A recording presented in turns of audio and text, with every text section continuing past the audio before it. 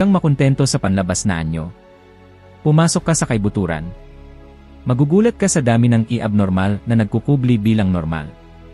At huwag mong isipin na wala itong mga kahihinatnan. Kapag nawala sa simbahan ang katotohanan nito, ang mga tao ay nagdurusa. Ilang pamilya ang nasa loob ng simbahan, ngunit patuloy na watak-watak sa kanilang mga tahanan.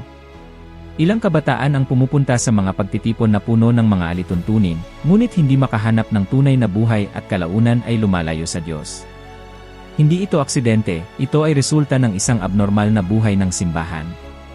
Sinasabi ko ito na may bigat sa puso dahil nasaksihan ko ito mismo.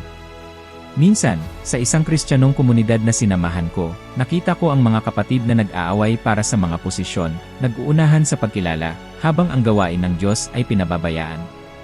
Nakita ko ang luha sa mata ng mga simpleng tao na naghahanap lamang na makilala ang Panginoon, ngunit nalipol ng istrukturang ito ng tao.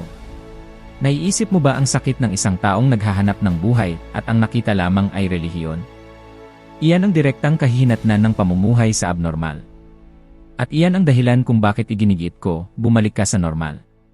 Ang normal ay simple, ngunit malalim. Si Kristo ang sentro. Ang salita ang pundasyon. Ang pag-ibig ang bigkis. Ang taos pusong pakikipag-ugnayan, walang pagpapanggap, walang pag-aaway, walang maskara. Ang normal ay hindi nangangailangan ng malalaking panlabas na anyo, dahil ang presensya ni Kristo ay sapat na. Ngayon, tanungin kita, handa ka ba na iwan ang abnormal upang mamuhay sa normal?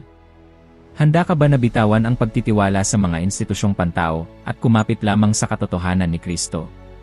Pag-isipan mo ito ng seryoso, dahil ang iyong sagot ang magpapasya kung mamumuhay ka lamang sa isang walang laman na relihiyon o sa tunay na ortodoksya ng simbahan.